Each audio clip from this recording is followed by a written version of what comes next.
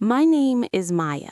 I'm 22 years old, and this is the story of the day I realized that to my family, I was never a daughter, just a placeholder until someone better came along. The sound of the opening orchestra swelled beneath the massive ceiling of the city convention center. I was sitting in a sea of black caps and gowns, my heart pounding so hard I thought it might break my ribs. Around me, students were laughing, crying, adjusting their tassels.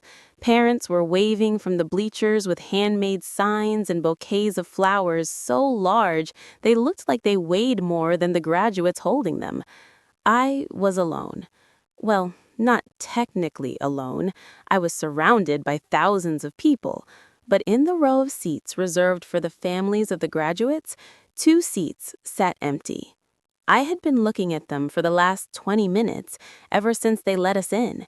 I kept my phone clutched in my hand, the screen dark. No texts, no missed calls, no voicemails. My parents had promised me they would be here.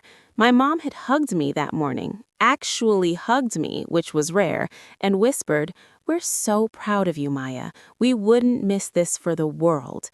But that was before my brother, Liam, had scored the winning goal in the state semifinals.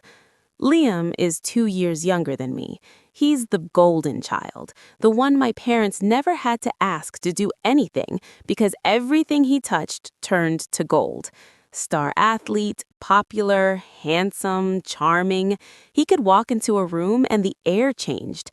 Everyone leaned toward him like flowers toward the sun. I was the opposite. I was the quiet one who stayed in her room reading, the one who spent weekends working on scholarship applications instead of going to parties. My parents never said they loved him more, but they didn't have to. It was in the small things, the way my mom would light up when he walked through the door, the way my dad would clap him on the back with this look of pride that I'd never seen directed at me, not once. I graduated summa cum laude. I had a 3.9 GPA. I was the first person in our entire extended family to earn a full academic scholarship to a 4-year university. But in my parents' eyes, that was just expected.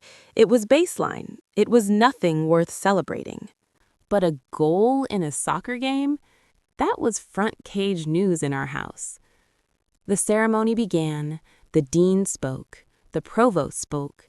They called names row by row, section by section. I watched other students walk across the stage, their families erupting into cheers. Some of them so loud you could hear individual voices calling out nicknames. My chest ached with a kind of hollow emptiness that I'd felt my whole life but had never been able to name. When they called my name, I stood up. I walked across that stage, feeling the wooden platform under my feet, the weight of the diploma in my hand. I looked out at the audience, the flash of cameras, the sea of faces. I tried to find my parents. I scanned the bleachers, row by row. Nothing. I walked back to my seat. No one called my name. No one cheered. After the ceremony, I stood in the courtyard, holding my diploma, waiting. Students were taking photos with their families, laughing, hugging. I stood there for 45 minutes before I finally called my mom. She picked up on the second ring.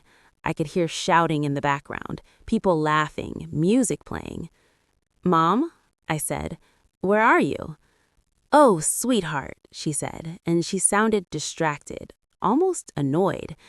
"I'm so sorry. We were going to leave, but then Liam's team decided to have this impromptu celebration at the stadium. You know how these things are. We'll make it up to you, okay?" I closed my eyes. The sun was setting, painting the sky in shades of orange and pink, and I was standing in the middle of a celebration I wasn't part of. "You promised," I said, my voice barely a whisper. I know, but this is a big deal for your brother. You understand, don't you?" "You understand, don't you?" I had heard that phrase so many times, it had become the background music of my life.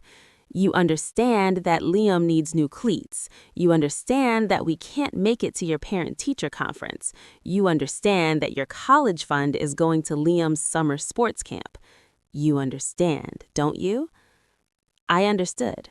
I understood that to my parents, I would always come second, that my achievements were just things that happened while Liam's were celebrations. I understood that no matter how hard I worked, how many awards I won, how many sleepless nights I spent studying, I would never be enough. I hung up the phone. I didn't cry. I had stopped crying over them years ago. I walked to the bus stop, still in my cap and gown, holding my diploma, and I rode the bus back to the apartment I shared with 2 roommates. It was a cramped, dingy place with a leaky faucet and a landlord who never fixed anything, but it was mine. That night, I sat on the edge of my bed and stared at my diploma. I thought about the years of work that had gone into that piece of paper, the all-nighters, the rejection letters, the scholarships I'd applied for, the essays I'd rewritten a dozen times. And I thought about how none of it mattered to the people who were supposed to be my foundation. I made a decision that night. It wasn't a decision born of anger, or at least not entirely. It was a decision born of clarity.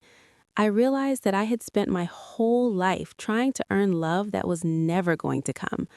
I was like a plant reaching for sunlight in a room with no windows. No matter how tall I grew, I was never going to get what I needed.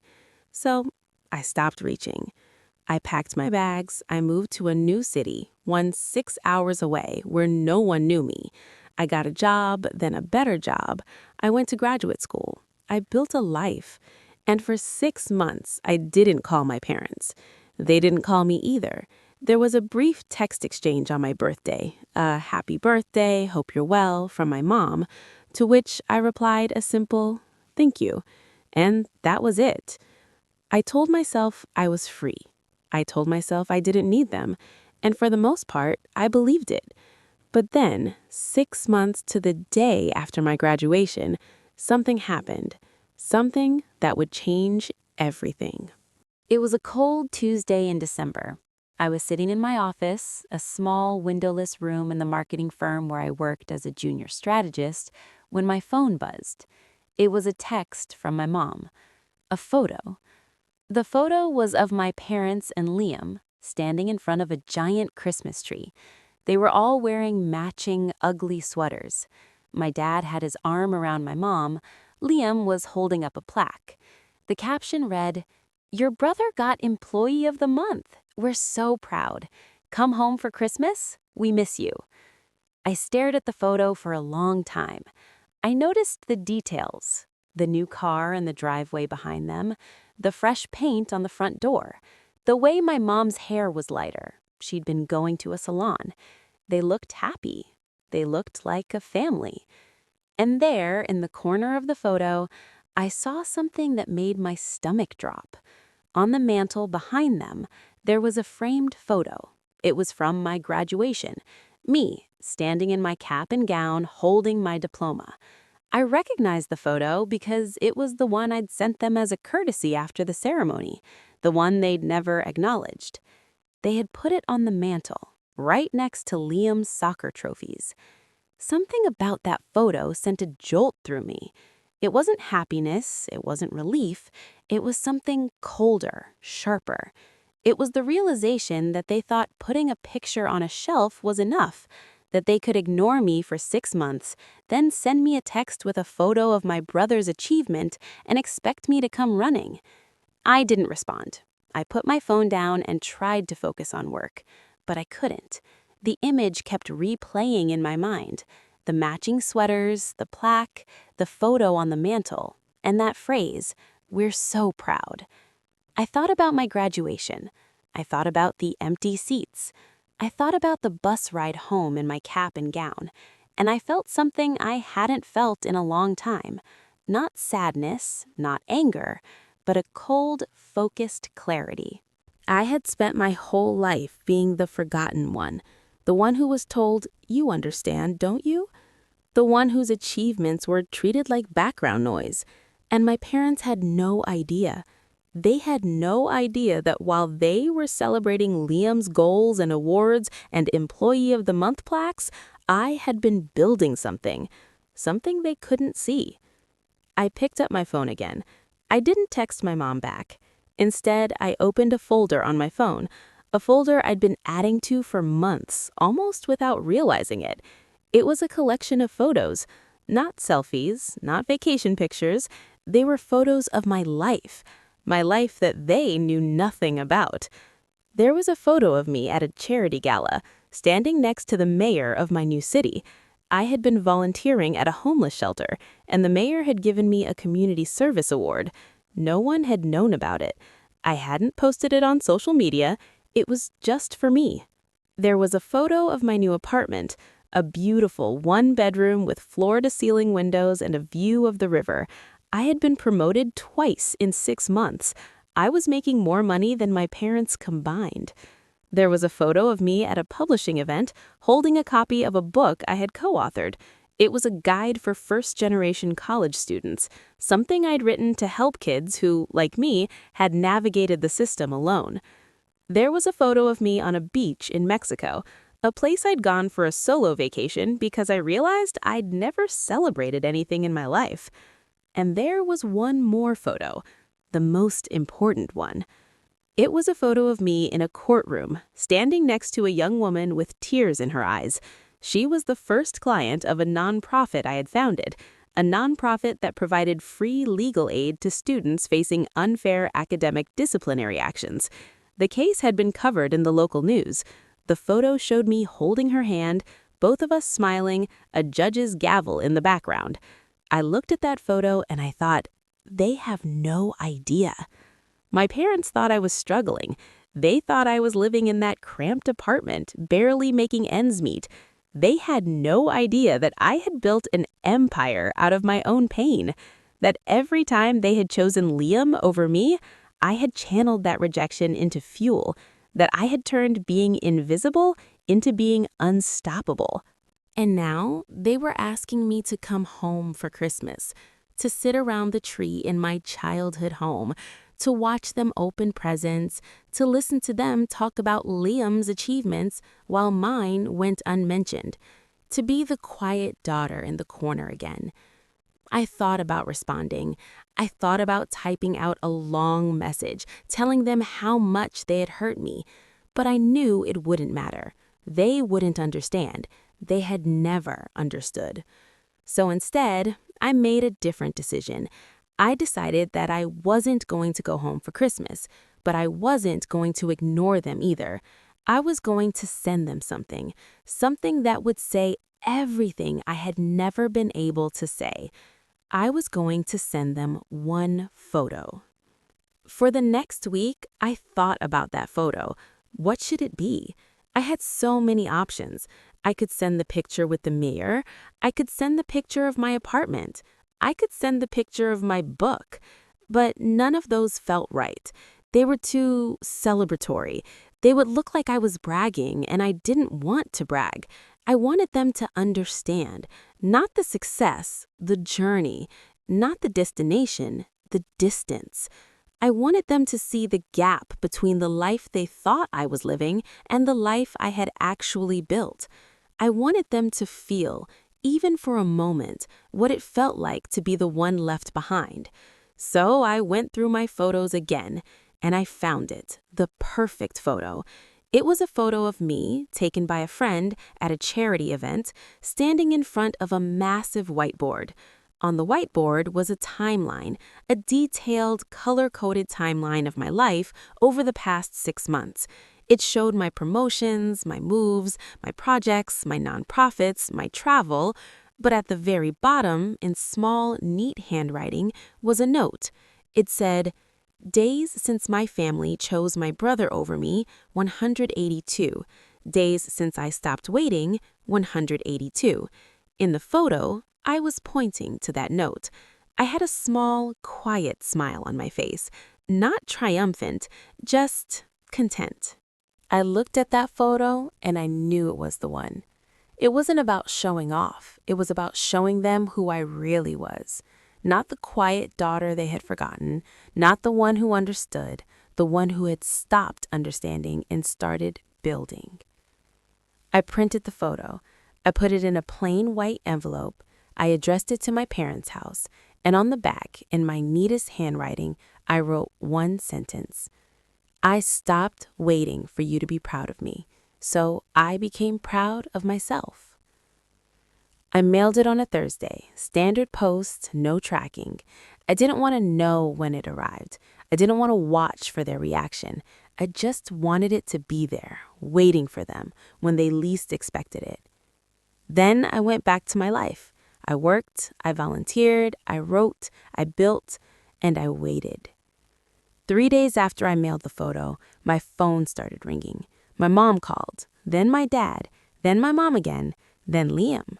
I let them all go to voicemail. I wasn't ready to talk. I didn't know if I would ever be ready. I listened to the voicemails that night. My mom's was first.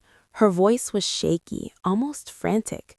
Maya, we got the photo. What is this? What are you talking about? Call us, please. My dad's was next. He sounded different than I'd ever heard him. Not angry, not dismissive, but confused. Like he was trying to solve a puzzle he didn't know existed. Maya, it's Dad. Your mom is upset. We don't understand this photo. What does it mean? You stopped waiting for what? We've always been proud of you. Call us. Liam's voicemail was the shortest. Maya, it's Liam. Look, I don't know what's going on, but Mom is crying. Just call her. I sat in my apartment, in the dark, listening to their voices. And for the first time in 6 months, I let myself feel something. Not anger, not satisfaction, something more complicated. A kind of sadness, but also a kind of freedom. Because their confusion told me everything I needed to know. They really didn't understand. They had no idea that they had hurt me. They had no idea that their "we've always been proud of you" was a lie they had told themselves so many times they had started to believe it. I didn't call them back that night. I didn't call them back the next day either. Instead, I let them sit with it. Let them wonder. Let them piece together the timeline on that whiteboard and realize that while they were celebrating Liam's goals, I was building a life they knew nothing about. A week passed, then 2. My parents called less frequently. My mom sent a few texts. We love you. We miss you. Please call when you're ready. I didn't respond. I wasn't trying to punish them. I was trying to protect myself. I had spent 22 years being the one who understood, the one who made excuses for them, the one who swallowed her disappointment and smiled and said, "It's okay." And for once, I wanted them to understand. I wanted them to feel the weight of not knowing. Then, 3 weeks after I mailed the photo, my mom showed up at my door. I opened the door to my apartment on a Saturday morning, still in my pajamas, a cup of coffee in my hands, and there she was, standing in the hallway, holding a bouquet of flowers that were already starting to wilt. She looked smaller than I remembered, thinner, older. "Maya," she said, and then she started crying. I stood there for a long moment, holding the door. Part of me wanted to close it. Part of me wanted to let her in. I compromised. I stepped aside. She walked into my apartment and stopped. She looked around at the floor-to-ceiling windows, the river view, the art on the walls, the bookshelves filled with books I had written or contributed to. She looked at the framed photos on my mantle, photos of me at galas, at book signings, at the nonprofit's first anniversary celebration, photos she had never seen. "This is," she started, but she couldn't finish. She set the flowers down on my kitchen counter and just stood there, taking it in. I didn't say anything. I sat down on my couch and waited. Finally, she turned to me. Her face was wet with tears. "We didn't know. We had no idea." I nodded slowly. "I know," I said. "That was the point." She sat down across from me on the edge of the chair, like she was afraid of taking up too much space. And then she started talking. She talked about things I had never heard her say before. She talked about how when I was born, she was overwhelmed. She was young, she didn't know what she was doing, and I was a difficult baby, colicky, demanding. Liam came along 2 years later, and he was easy. He smiled early, slept through the night, charmed everyone he met. And somehow, without meaning to, they fell into a pattern. They gave him the attention because he demanded it, and they gave me space because I didn't. She said she thought I was fine. She thought I was independent. She thought my quietness meant I didn't need them as much. She said she convinced herself that I was the strong one, the one who would be okay no matter what.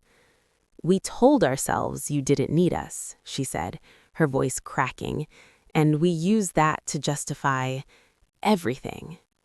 I listened. I didn't interrupt. I didn't cry. I had done all my crying years ago, alone in my room while they were at Liam's soccer games.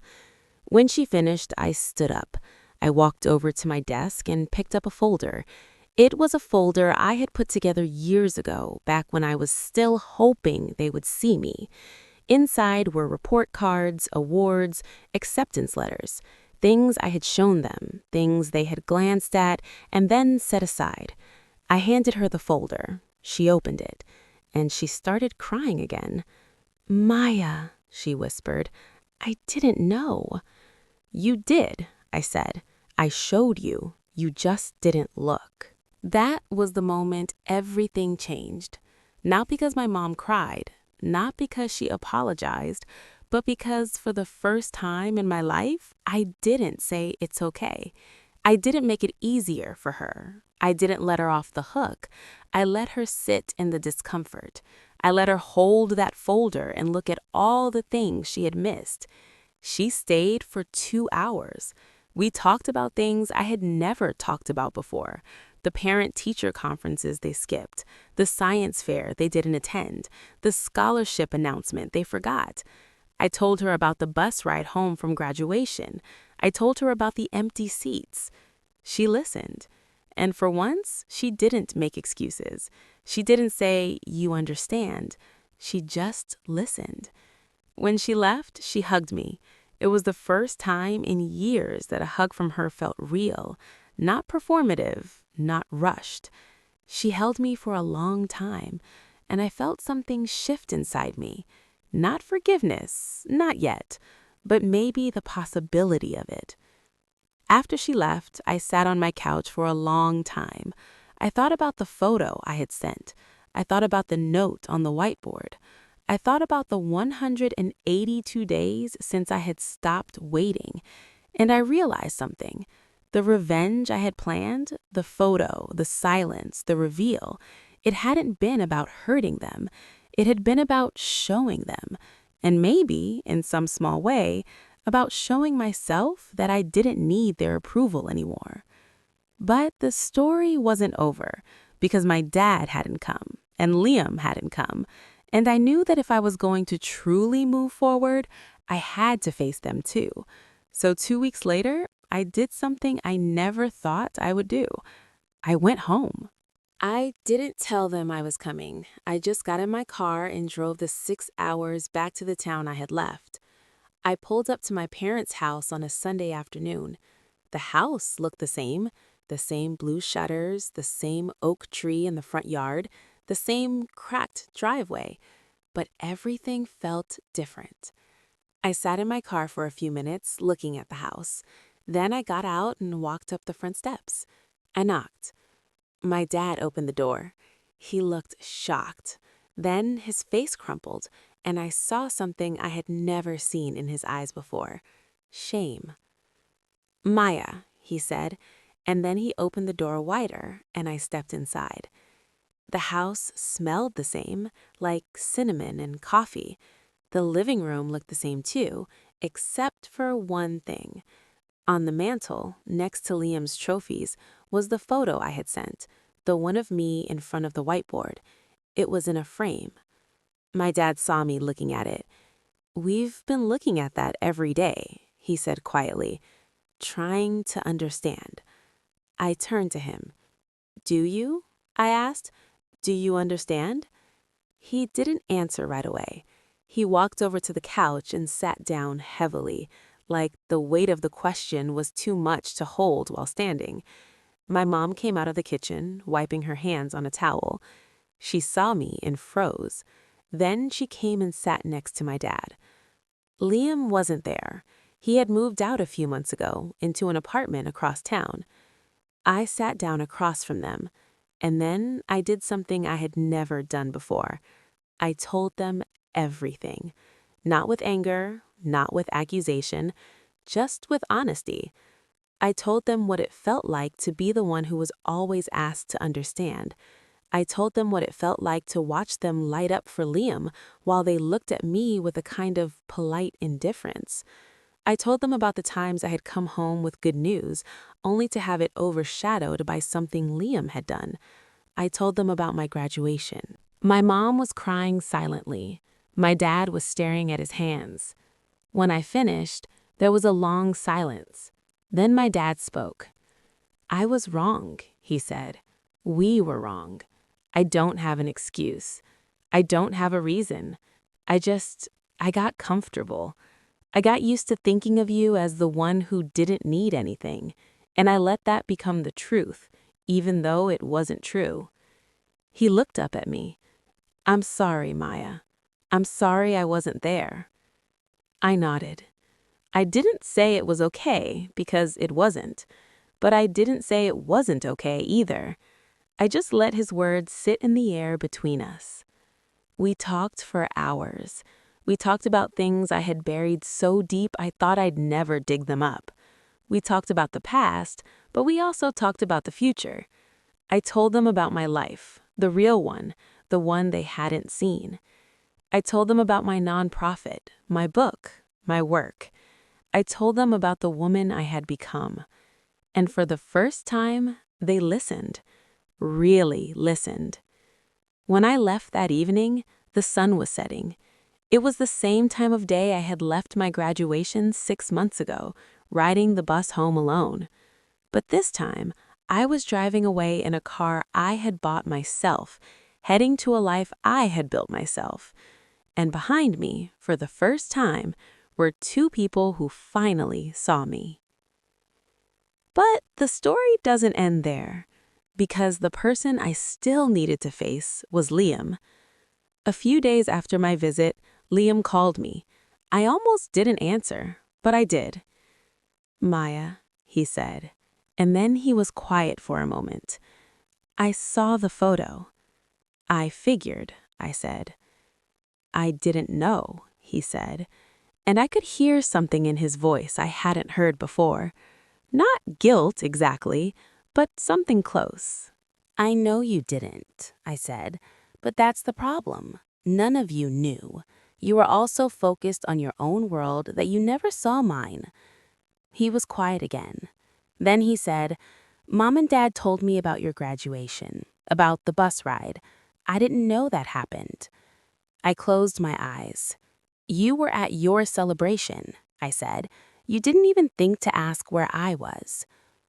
"I know," he said, and his voice cracked. "I know, Maya, and I'm sorry." I believed him. I did. But I also knew that an apology, no matter how sincere, couldn't undo years of being invisible. That was something I had to carry, something I had to work through on my own. "I'm not asking you to forgive me," he said. "I'm just asking you to let me try to be better." I thought about it. I thought about all the times I had resented him, not because he was a bad person, but because he was the sun and I was the moon, and I had spent my whole life trying to shine in his light instead of finding my own. "Okay," I said, "let's try." 6 months after I sent that photo, I went back to my parents' house for my birthday. It was the first time in years I had celebrated my birthday with them. And this time, there were no soccer games, no last-minute cancellations, no, "You understand, don't you?" My mom had baked a cake, my favorite, chocolate with raspberry filling. My dad had bought me a gift, It was a book, a first edition of one of my favorite novels, one I had mentioned to him years ago, never thinking he was listening, but he had remembered. Liam was there too. He brought his girlfriend, a woman I had never met before. She was kind, and she asked me about my work, and she listened. Really listened. And at the end of the night, when we were sitting around the living room, my mom brought out a photo album. It was an old one I hadn't seen in years. She opened it to the back, and there, tucked into the last page, was a photo I had never seen before. It was me at my graduation, not the professional photo, not the one I had sent them. It was a candid shot, taken from a distance, of me walking across the stage. I was in my cap and gown, and my hand was raised to shake the dean's hand. "I took this," my dad said quietly. "I was there." I looked at him, stunned. "I drove up," he said. "I parked across the street, I watched you walk across the stage, and then I drove back. I didn't come in because I thought you wouldn't want me there, after everything." My throat tightened. "You were there?" He nodded. "I was there, and I was proud of you. I was just too much of a coward to say it." I stared at the photo. My dad, sitting in his car across the street, watching me achieve the biggest moment of my life, and then driving away. It should have made me angry. It should have made me sad. But instead, it made me understand something. My parents weren't villains. They weren't cruel. They were just flawed. Human. They had made mistakes, big ones. But somewhere underneath all the missed opportunities and the forgotten achievements, they loved me. They just didn't know how to show it. I put the photo back in the album. I looked at my dad.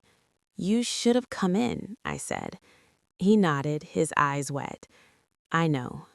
And then I did something I hadn't expected to do. I hugged him. It's been 2 years since I sent that photo. A lot has changed.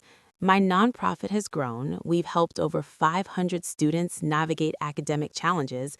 My book has been translated into 3 languages. I've spoken at conferences, at universities, at events I never could have imagined. But the biggest change has been inside me. I used to think that revenge was about making someone else feel your pain. I used to think that the only way to heal was to make them understand, to force them to see what they had done. And in some ways, I was right.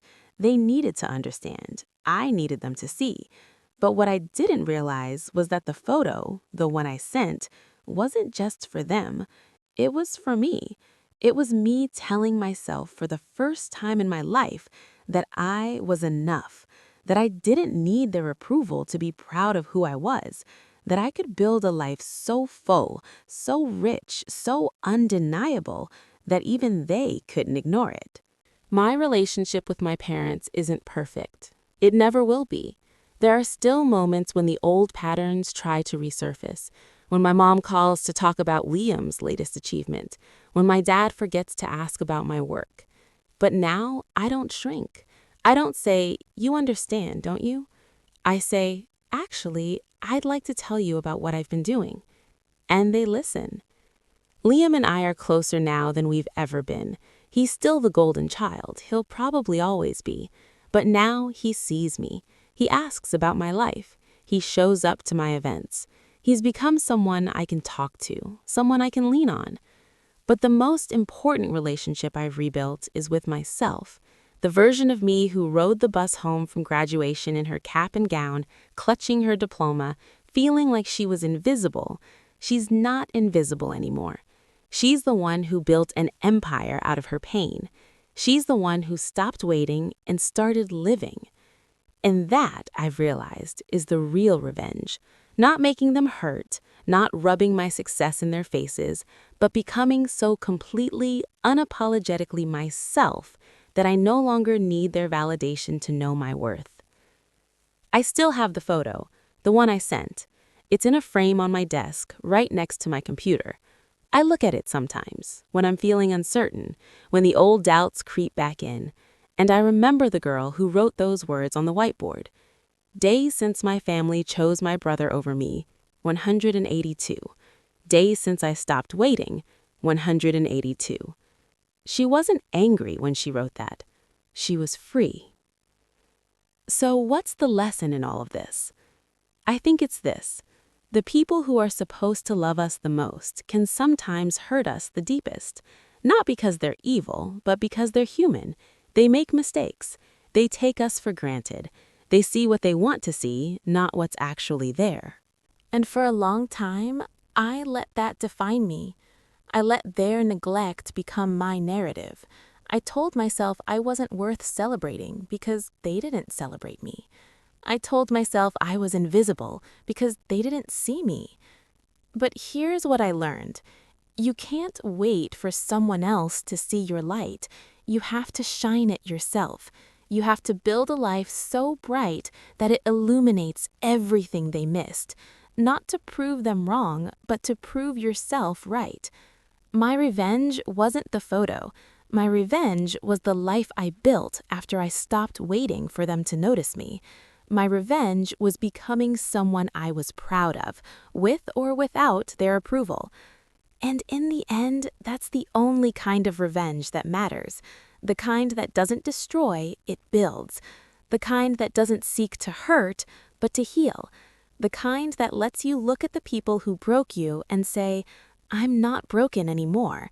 I'm whole, and I did it without you. If you're watching this and you're the one who's been forgotten, the one who's always been told to understand, the one who's been waiting for someone to see you, stop waiting.